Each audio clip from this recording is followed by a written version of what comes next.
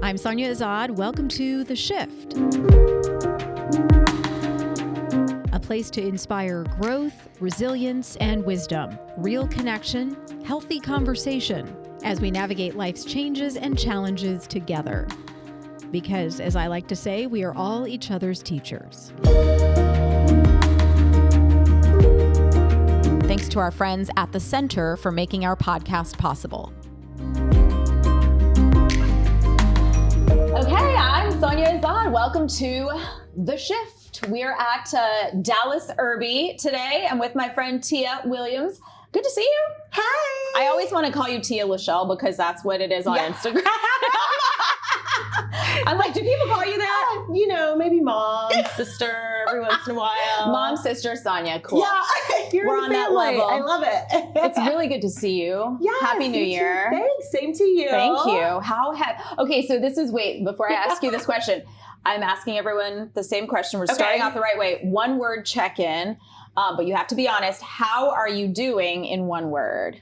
Ooh, you know what? I want to say overwhelmed, which sounds negative, but not in a negative way. Overwhelmed because this year is a big year for me. I have a big monumental birthday coming up. I don't know if I want to say that out loud. Sure, you just did. Too late. I have a big birthday coming up. There's a lot of things that you start to think about and self-reflect on your life. Work is going good. It keeps me busy. And then I'm now on the executive board for Young Texans Against Cancer. And so there's so many different things. So it's like overwhelmed and like there's so many good things coming my way that it's also exciting. It is exciting. Yeah. You have a lot going on. Yeah. You mentioned YTAC. That's how we met. Yes. It's just such a beautiful organization. Maybe we should take a moment to just tell people about it if they're not familiar. Yeah. So it is an amazing organization that partners with American Cancer Society, and it's young Texans, it's young professionals who are motivated and just want to get out there and take time off of work to give back to the community in any way that they can.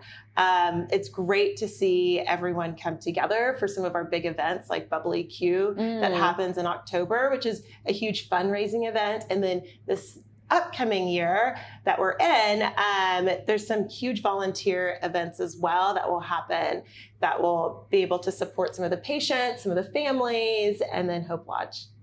Now, do you have a connection to cancer? Is that how you became connected to YTAC? Yeah, so I've had a lot of family members and close family friends that have had cancer.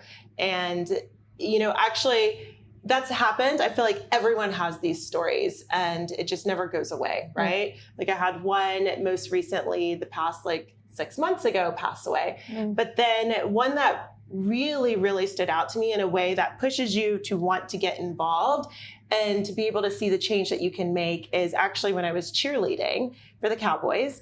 And in cheerleading, you have the opportunity to volunteer for so many different organizations, from helping veterans to helping homeless to helping kids with cancer. And there was an opportunity that Make-A-Wish Foundation had invited us to come visit one of their patients. And he was a young boy. And it was one of the most heart-wrenching moments to walk in and see a child on his deathbed. And I also remember it was a huge lesson for me because you know, we as cheerleaders, we get there and the reality of being in the hospital, hearing the noise, seeing a child on a hospital bed, it hits you hard. And I remember that we were about to start crying, and before we walked in, one of our assistant directors stopped us and was like, you guys are here to bring joy and to bring sunshine. If you aren't able to do that right now, then I'm going to need for you to go back to the car. And that was a weird reality of the role that we had as cheerleaders, that we had to push that down and come in with the joy and hope that everyone in the room forgets about the weird reality that's happening. But being able to see the joy that we were able to bring was so heartwarming and definitely something that helped change the trajectory of how I even look at how we give back to the community, and something that inspired me to continue to be involved in organizations even once I finished cheerleading. Yeah. Well, I mean, cheers to YTAC, and by the way, cheers to us still being young Texans. Yes! I'm like, can I still be part of this? Are we young? Yes. So, you know, your cheerleading days are so interesting to me because of who people perceive cheerleaders to be. Like, you really put on an armor and you are out in the public eye, right? Yeah. And you just have to be beautiful and smiling, and it feels like perfect all the time. Yeah. That feels like a lot of pressure. Yeah, it's funny you say that. It definitely feels like you're two people. I would feel like Superman when I had the uniform on. I could be super extroverted, just, you know, full of life. And then without the uniform, I totally felt like a different person. Not bad, just maybe didn't have to be as extra as that person with the uniform. So you do feel like two different people. And, you know, to be fair, people do expect a little bit more when you have the uniform on. Yeah. But there's also with it, which one, I am so happy that they documented the audition process on CMT, because that shows the world how hard it is to be a cheerleader. Because yes, there is this, you know, stigma that, oh, it's just these beautiful girls. And then you take the stigma even further and it's like, oh, you know, unfortunately people will think dumb cheerleader. And, you know, I give it up to Kelly and Judy, who are the directors, because they wanted to make sure that we were never those girls. I mean, during training camp, they would come to us and they'd say, okay, so what's happening in the daily news? Tell me your thoughts on this. Tell me what's happening in the world today. What did the president just do? And I mean, and also right before practice, if we didn't have time, we're over there like going through our news feed, trying to make sure that we were caught up on everything and had a sound opinion on anything that was happening in the world. And I mean, that was amazing. And I love that they just wanted to make sure that we were never that stereotype. Yeah. When you observe the cheerleaders now, whether it's, you know, the Cowboys or another team or another sport even, what are your thoughts? Are you like, oh, I know what they're going through, those poor girls? Or are you like, you know, wow, they're doing it? And you see it all through such a different lens than the rest of us. Okay, well, my first game to not be a cheerleader, I sat in the stands and I ate everything that I could smell. Like, I had the hot dogs, there was special fries that Jerry Jones came out with. Anyway, so I had every single thing that I smelled. But now as I look back and I talk to some of the girls, I'm like, ooh, you're in it. Because you live in such a bubble while you're cheerleading and you actually don't know how big of an impact you're having on everybody's lives. Yeah. Because you're just going day to day to day to day. I mean, I remember there was one weekend I had back-to-back appearances where I was flying across the country multiple times and then had to come back to Dallas to go to work and then go to practice and then wake up and work out and repeat and then go into game like later that week. And that's an insane schedule. And so you don't ever really have the opportunity when you're cheering to actually just stop and be like, wow, look how cool this is. No, you're just always trying to one-up yourself. You're always trying to make sure that you're doing the best that you can do, that make sure that you are being an incredible cheerleader and spokesperson for the Cowboys and hopefully a positive influence on so many others as well. That's all you're thinking about. But you're not thinking like, did it happen? Did I do it? You're just moving so fast through it all. When you were going through all of that, was there something that was able to help you to ground? Like, what grounded you through the chaos of it all? Yeah. I think it's the girls that you cheer with, because you have to see each other every single day. That can be. Whether you like them, you don't like them, it doesn't matter, right? Girls, you know, and I mean, there's a lot of hormones that can happen with all of that. Well, inevitably, you get 36 girls together, not everyone's going to like everyone. Every single day, right? Yeah.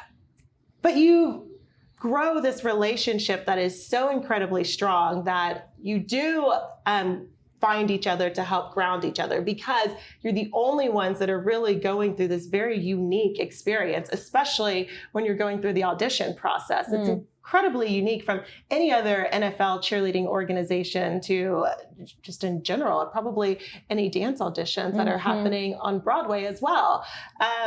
And so you find each other to be able to say, is this normal? Is this okay? And then outside of that, my family. I mean, like, my dad is a principal. He's a high school principal. He's like the guy everybody goes to. He has like all the great one-liners that like hit you in the heart and keep you going. And so it was my dad. Like, I know when I auditioned, actually before I auditioned for Cowboys, I had auditioned for another team prior, NBA, not NFL, in a different city.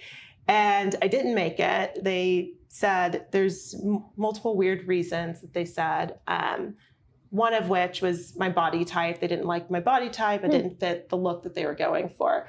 And I remember What does that mean? So for me, they told me I was too, they wanted me to lose weight. Okay. I was like, I can't lose any weight. That would make me unhealthy. I'm a curvy girl. I like my curves. I'd prefer to keep my curves. How old were you at this point? 22. So that's pretty remarkable for a 22-year-old to be like, I'm just going to be who I am. Yeah. Yeah. I mean, it just didn't feel right, because they were like, you need to lose weight in your butt and thighs. And I'm like, well, if I lose weight there, I lose weight everywhere. And that I can't just lose weight like that. This is my body type. If this isn't for you, then I'm sorry. So it was heart-wrenching. You know, nobody likes rejection in general, especially if you're type A and you want to win. And you're going for it. So with the hopes of getting it, thing, whatever the thing is. And then fast forward, a year later, I auditioned for the Cowboys, and it was definitely not easy at all. I remember walking into auditions. I was like, man, I am really out of my league here. I remember walking in and like, I didn't have any makeup on, you know, fresh face, I guess. And I was like, oh my gosh, all these girls, they have like big blonde hair and all this makeup and, you know, here, and I have on like a little bitty sports bra, nothing. I remember going in the bathroom and I was like pulling up, and I'm like, oh my gosh, am I going to look okay? Am I going to be what they want me to be? You had that comparison going on. Yes, I did. And I was comparing myself to everybody else around me and just freaking myself out. And then fast forward, I make it into training camp, and Kelly Finglass is now fitting me for the uniform. And yes, she's like, oh, you got some curves. Our regular shorts aren't going to fit you. And I remember being like, oh, here we go again. She's like, we're going to have to make you some special shorts. We're going to call these the Beyonce shorts. And they custom made some shorts to fit my curves, because she's like, curves are great. It's a part of a woman's body, and we should celebrate that. Okay. And so that kind of had this shift on even how I viewed my body and who I was. Yeah. So it made it okay. It did. Yeah. It did. Yeah. Did that experience ever change your relationship with food? No, not for me. For cheerleading, you're working out so hard. I don't actually think people realize like what the schedule really is. I mean, I would go to work from 8 a.m. to 5 p.m. because I would have to have a job every day. Yeah. And then I would get to the practice facility, and we would have a boot camp from about 6 to 7. And then we would also have to run 2 miles, because you had to do 2 miles no matter what before practice started. So we'd have boot camp, do a 2-mile run, walk, whatever it was, as long as you got it done. And then we would start dance warm up. And then with kicks across the floor, practicing our dance technique, stretch, and then practice would start. And so I was probably working out like 20 hours a week when I look at that. And your metabolism is going so fast that I could eat anything and I was burning it before I even digest it. Yeah. My dad would always laugh because he'd say after a game would be the best time to watch you girls eat, because we would go, I think it was like Boston's Pizza or something. And I mean, I would order like a full pizza for myself and everybody would order all this food and we would just devour it because our metabolisms were so insane because we're true athletes. I mean, during the football game, we're having to it's cardio for 4 hours of cardio, and you have to do it with a smile. And that is its own energy. And look pretty while you're doing it. And so that's a huge workout. So from like a body perspective, it's more like an athlete. Yeah. Like, that you're just training, and your end goal is that you want to put on this amazing performance and that you don't want to be winded by the end because you want to also enjoy what you're doing out on the field with the 60 or 100,000 plus fans out there. And now as you're coming into the next decade of your life, what is your relationship with that shift? You kind of mentioned it at the beginning. Is it like do you look back and then look forward? Is there still that comparison? Is there still the reflective nature of I think the body image stuff? Anything else? Yeah, I think the biggest takeaway that I took from cheerleading was the resilience and also the grit. I think that when you're in the DCC bubble, you are always just one-upping yourself. You're not necessarily comparing yourself to everybody else. You're just always trying to one-up yourself because you audition every single year to one-up yourself. And so you develop this just insane just grit of just keep going, keep being better. How can you do more? And so now I'm able to take that and put that in every other element of my life. And it's funny because I think when I was in it, I didn't see it. And then now I see it in how I work and the volunteer work that I do and just the energy that I'm putting towards all of the different activities that I personally love as well in this new chapter of life. I have to ask you one more question before I give you a special card. And I'm just wondering, as a woman of color, did that ever come up, whether it was in the cheerleading world or the dance world, this competitive world, for you as you're looking around and comparing yourself and being told you need the Beyonce shorts? Did you ever have, a conversation with your parents or with friends about that? It's funny with my parents and friends, I never had, but it was always really apparent that we wanted to have diversity on the team. And so I did question at some point, I'm like, was I chosen because they needed a diversity pick? Or was I chosen because they actually like my talent, like my body, like my look, like all of these different things? I think that was right off the bat, but that's something that is also learned from other dance industries and other dance auditions that I went to, right? And so that's something that I thought once I was a part of the organization, I didn't necessarily feel or think or overthink that aspect of it. Yeah. Maybe I should have. I don't know. I think maybe I was so focused on just being able to be, a good leader and an inspiration to those from small town Conroe, Texas, or any other small town. But I do know it was really exciting whenever Mattel Barbie came out with 3 different DCC Barbies. There was one Caucasian blonde. There was one, I don't know, she's tan.